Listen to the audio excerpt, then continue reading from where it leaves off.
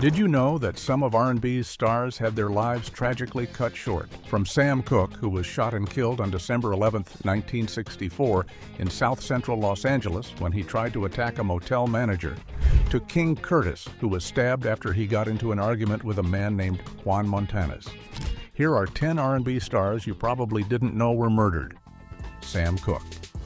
Cooke was shot and killed on December 11, 1964 at the Hacienda Motel at 91st and South Figueroa Streets in South Central Los Angeles. When police arrived, they found Cooke's body.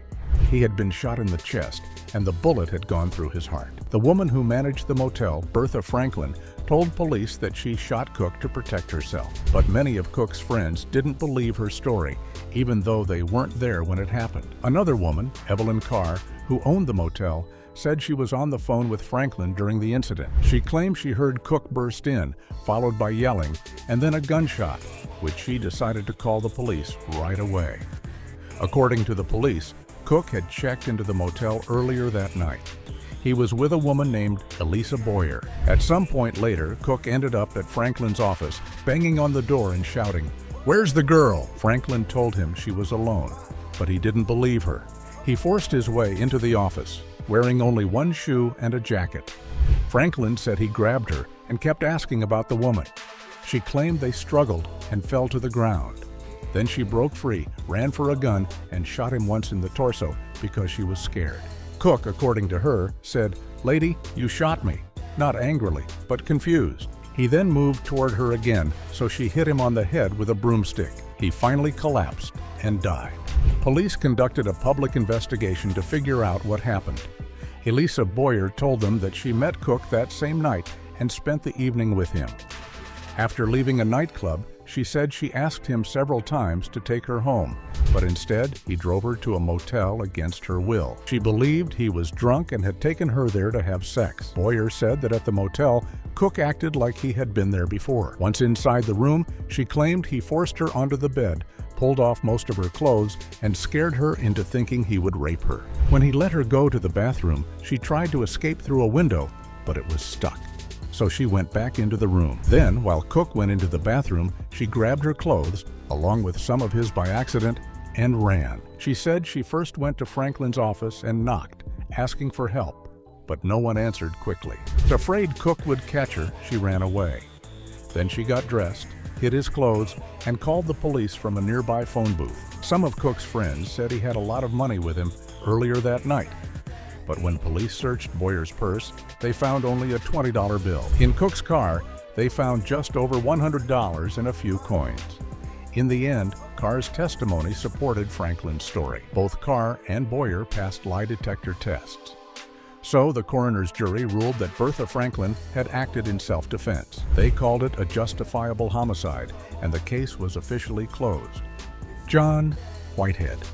John Whitehead was a talented American singer and songwriter. Many people remember him as part of the hit-making duo McFadden and Whitehead, alongside his partner Gene McFadden. Together, they helped shape the sound of the Philadelphia International Record label. John and Gene wrote some big hits for famous groups like the O'Jays and Harold Melvin and the Blue Notes, but they also had their own success. In 1979, they released the song "Ain't No Stopping Us Now." It became a huge hit, reaching #1 on the R&B chart and number 13 on the pop chart. The song meant a lot to people and became something of a theme song for Philadelphia. When the Phillies went on to win the World Series in 1980 and the Eagles made it to the Super Bowl in 1981, fans played the song proudly. His sons formed a music group in the 1990s called the Whitehead Brothers. However, tragedy struck on May 11, 2004. John was outside his home in Philadelphia, helping to fix a car, when two men came and opened fire.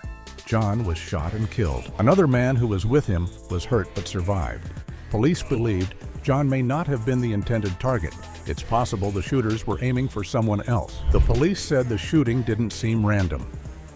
Captain Richard Ross explained that there may have been a previous conflict involving the other man, and that the attackers fired more than 10 bullets before running away. Even though investigators had some leads, as of 2022, the case remained unsolved.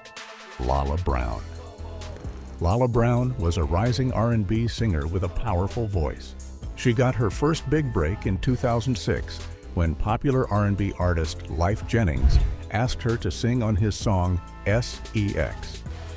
The song carried an important message, warning young girls about the risks of unprotected sex. It became a hit, climbing to number 3 on the R&B charts and even reaching the top 40 on the Billboard Hot 100. La La toured with Jennings after the song's release, gaining fans across the country. But their partnership didn't last. After a disagreement, she was dropped from the tour. Even so, she didn't give up. In June 2007, she returned to her hometown of Milwaukee and focused on launching her solo career. Back home, La La poured her heart into her music. She recorded 3 songs, I'm Feeling It, Rescue Me, and Give Them What They Want, a track many believed told her own story. These songs showed her talent and determination to succeed on her own. But just as her solo career was about to take off, tragedy struck. On October 22, 2007, La La and her boyfriend, Jitanwe Claiborne, were found shot to death in the Loud Enough Productions recording studio. It was Claiborne's brother who discovered their bodies. The couple had been killed 3 days earlier, on October 19th. By all indications, the murderer was someone they knew at least well enough to let them in, as there is no evidence of forced entry. In the days before her death, La La had been receiving threats. She was planning to move into her own place, hoping to step away from the stress of mixing business with her personal life. Sadly, she never got the chance. The double homicide shocked Milwaukee's music scene and left family, friends, and fans heartbroken. La La was just 21 years old, and many believed she was on the edge of becoming a star. Kool-Aid was well known locally for his music production. Even though the case got national attention, including being featured on America's Most Wanted in 2010 and Celebrity Crime Files in 2012, no one has ever been arrested. The case remains unsolved to this day. As of 2025, the Milwaukee Police Department is still searching for answers. PNB Rock. PNB Rock was an American rapper, singer, and songwriter who rose from humble beginnings to become a star in the music world. He first gained attention in 2016 with his hit song, Selfish. That song wasn't just popular, it went triple platinum and became his first entry on the Billboard Hot 100 chart. It was the lead single from his mixtape, GTTM, Going Through the Motions, which came out in 2017 and made it onto the Billboard 200. Later that same year, he released his first full studio album, Catch These Vibes, which climbed to number 17 on the charts. His second album, Trap Star Turned Pop Star, did even better, reaching number 4 in 2019. During his career, PNB Rock also featured on several big hits with other artists. He appeared on Ed Sheeran's Cross Me, XXXTentacion's Changes, Meek Mill's Dangerous, and YFN Lucci's Every Day We Lit. All of those songs made it into the top 40. In early 2022, he dropped a mixtape called SoundCloud Days that featured several up-and-coming artists. Then, in September 2022, he independently released a song called Love Me Again. Sadly, PNB Rock's life was cut short. On September 12, 2022, while dining at Roscoe's House of Chicken and Waffles in South Los Angeles, he was robbed and shot. He died at the scene. He was only 30 years old. The police arrested 3 people in connection with his death: a 17-year-old boy, the boy's father, Freddie Trone, and a woman named Chantel Trone. The teenager and his father were charged with murder, robbery, and conspiracy to commit robbery. Chantel was charged with helping after the crime. Later, 2 more people were brought into the case: Tremont Jones and Winesha Evans. Investigators said Jones may have told the killers where PNB Rock was, not, as many had thought, his girlfriend's Instagram post. Evans was accused of driving Freddie Trone to Las Vegas after the shooting. Both Jones and Evans pleaded not guilty. But in 2024, justice caught up with them. In August, Freddie Lee Trone was found guilty of all charges and sentenced in September. to life in prison. He must serve at least 31 years before he can even be considered for parole. Tremont Jones was also found guilty and was sentenced to 12 years in prison. Natina Reed. Natina Reed was a talented American singer, rapper, and actress. She was born in Queens, New York, but grew up in Atlanta, where she discovered her love for music at a young age. As a teenager, Natina's big break came when Lisa Lopez from the group TLC discovered her. Lisa saw something special in Natina and brought her on board as a songwriter for TLC. But Natina wasn't just going to stay behind the scenes, she stepped into the spotlight herself. In the late 1990s, Natina became known as one-third of the R&B girl group Block. The group released their first album in 1999, and it did well, reaching number 53 on the Billboard 200 chart. They followed up with a second album, Black Out, in 2001. At their peak, Black was part of a new wave of girl groups mixing pop, R&B, and hip-hop, and Natina stood out with her bold style and voice. Natina also explored acting. In 2000, she starred as a sassy cheerleader in the hit teen movie Bring It On. After that, she made small appearances on the TV show VIP and in the dance film Honey, where she played herself. However, Black's success didn't last. After switching to a new record label in 2003, their momentum faded. During this time, Natina stepped away from music. She said she wanted to focus on other goals, like acting.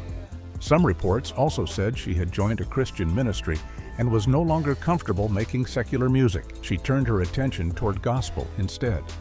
Sadly, Natina's life was cut short far too soon. On the night of October 26, 2012, just 2 days before her 32nd birthday, she was struck by a car while walking along a road near Lilburn, Georgia. The driver and a passenger stopped immediately and tried to help, but Natina was pronounced dead later that night at Gwinnett Medical Center. At first, the news spread with confusion. Some media wrongly claimed she had died in a hit and run, but the police later clarified that the driver wasn't at fault and there were no charges. Investigators said they weren't sure why Natina was on the road at the time. At the time of her passing, Natina was staying at an extended stay hotel in Norcross, Georgia. Her family shared an obituary in the Atlanta Journal-Constitution, honoring the life of a woman who had made a mark in music, film, and the hearts of those who knew her. Marvin Gaye. Marvin Gaye was one of the most beloved soul singers in the world. However, he had a very troubled relationship with his father, Marvin Gaye Sr.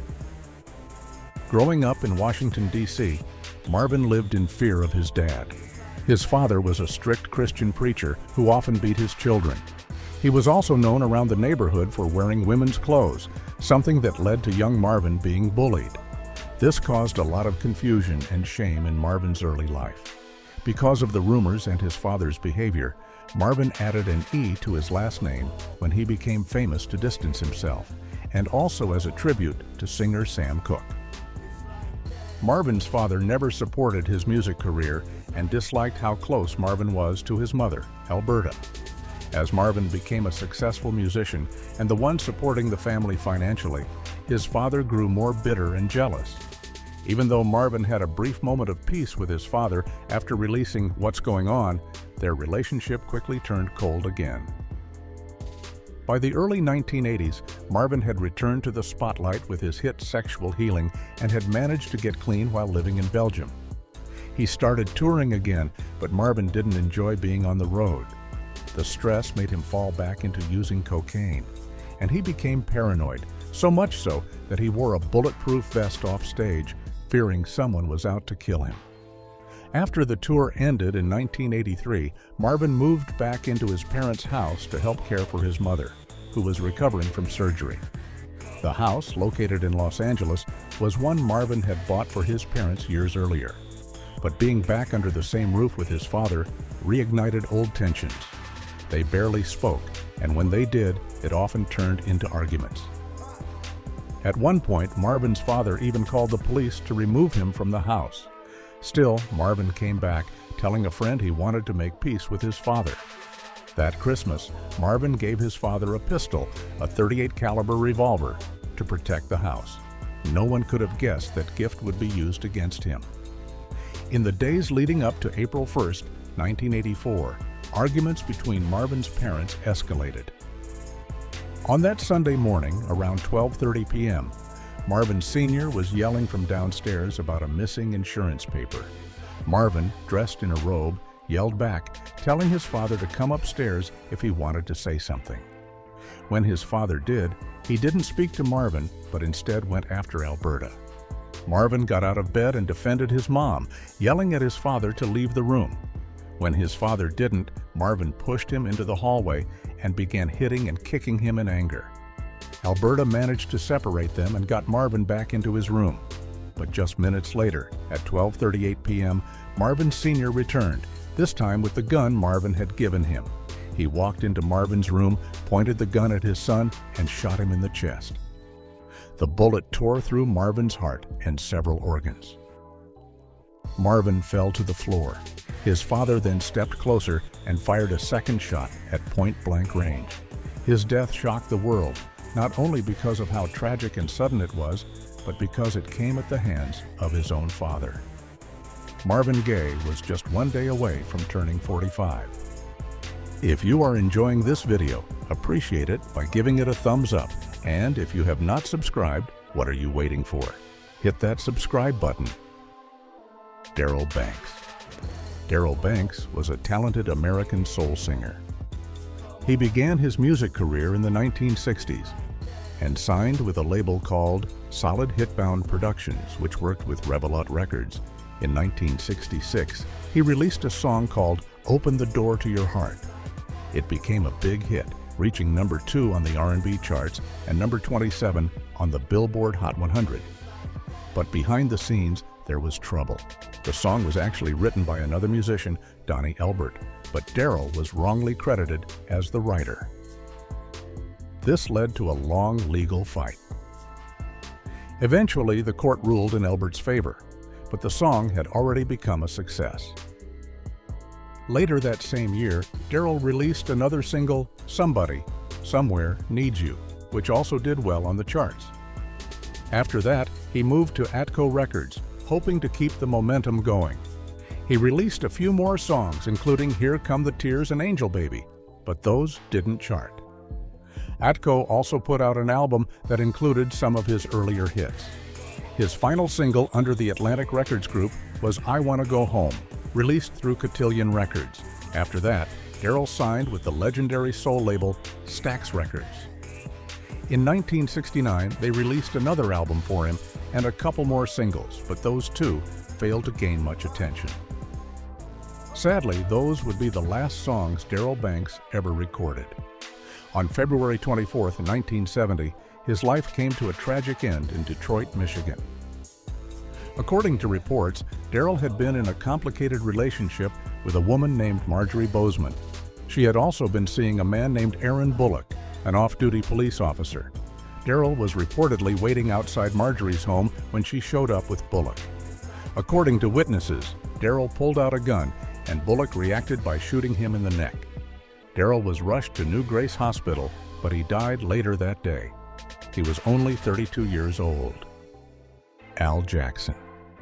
Al Jackson Jr. was one of the most respected drummers in soul and R&B music. Born in 1935, he helped shape the sound of the 1960s as a founding member of Booker T and the MGs, a group of musicians who played on countless hits for Stax Records. He was also known as the human timekeeper because his drumming was always steady and precise, like a perfectly ticking clock. On September 30th, 1975, Al was supposed to travel from Memphis to Detroit to help produce music for singer Major Lance. But when he heard about the upcoming Muhammad Ali versus Joe Frazier boxing match, known as the Thrilla in Manila, he called Detroit and said he would come later. He wanted to watch the fight on the big screen at the Mid-South Coliseum with some friends. At the time, Al's personal life was troubled. Though he was still married to his wife, Barbara, they were no longer living together happily.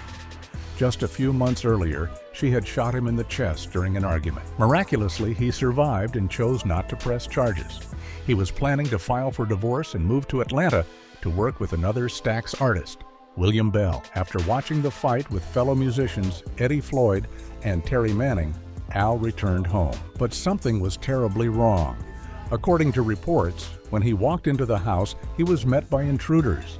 They told him to kneel down, and then they shot him 5 times in the back. At around 3 a.m. on October 1st, Barbara ran into the street yelling for help. She told the police that burglars had broken in, tied her up, and killed her husband when he arrived. But when officers searched the home, nothing seemed stolen. Al still had his wallet and jewelry on him. The story only got stranger when investigators believed the man who pulled the trigger had been sent to Al's house by someone who knew people in Memphis. That man had recently robbed a bank in Florida and was supposed to meet up with an accomplice who allegedly gave him directions to Al's home.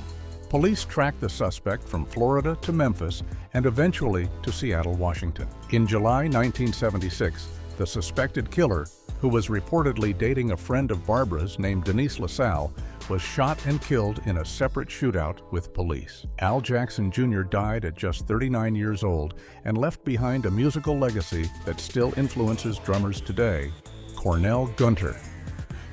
Cornell Gunter was a rhythm and blues singer who made his name in the 1950s and 1960s. He became well known as a member of the Coasters, a group famous for fun, catchy songs. In 1963, Cornell started his own version of the group, calling them the Fabulous Coasters. He also recorded several songs on his own, including a version of Sam Cooke's classic You Send Me in 1957. In 1987, Cornell was honored for his music when he was inducted into the Rock and Roll Hall of Fame with the rest of the Coasters. By 1990, Cornell was working on making a comeback. He had a performance scheduled at the Lady Luck Hotel in Las Vegas, but before he could get there, he was killed. On February 26, 1990, Cornell was found shot in his car in North Las Vegas. He had 2 gunshot wounds in his chest and had been shot through the windshield. Witnesses said they saw a thin black man standing at the driver's side of Cornell's car, talking with him. The two were arguing loudly before gunshots rang out. After being shot, Cornell's car rolled forward about a block before crashing into a wall. Police never found out exactly why Cornell was killed or who did it. Chris Bender. Chris Bender was a rising R&B singer from Massachusetts, known for his smooth voice and heartfelt songs. He was inspired by music legends like Michael Jackson, Prince, Sam Cooke, Marvin Gaye, and New Edition. By the age of 16, Chris had recorded his first album under Epic Records. The lead single was called Baby Girl, released in 1989, but not many copies of the album were ever made, and the music video never came out. Still, Chris didn't give up. He soon signed a $500,000 deal with East West Records. It was a huge moment in his career. He had a 7-album contract, but sadly, only one of those albums would ever be released. That album, Draped, reached number 92 on the Billboard R&B chart. His singles, I Knew and That's Not the Way, made it onto the Hot R&B Singles chart too. I Knew became his biggest hit, peaking at number 43 and staying on the chart for 10 weeks. Chris was just getting started. Many believed he had the talent to become one of the greats. But everything changed on November 3rd, 1991. That night, Chris was sitting in his blue Mercedes-Benz outside his mother's apartment at the Crescent Court Housing Project in Brockton. His 17-year-old cousin, Jesse Starks, was with him in the passenger seat. The two were smoking and talking when suddenly 3 men wearing hoodies approached the car and opened fire. They shot at the vehicle 21 times. Chris acted fast and used his body to shield Jesse from the bullets. Jesse wasn't hurt, but Chris was hit 5 times, 4 shots in his back and 1 in his elbow. He was rushed to the hospital, but the injuries were too severe. Chris Bender died that night. He was only 19 years old. 2 men were later arrested for the shooting. Eroy Kindell was convicted of second-degree murder and released on parole in 2008. The other man, Stephen Fernandez, was convicted of first-degree murder and sentenced to life in prison without parole.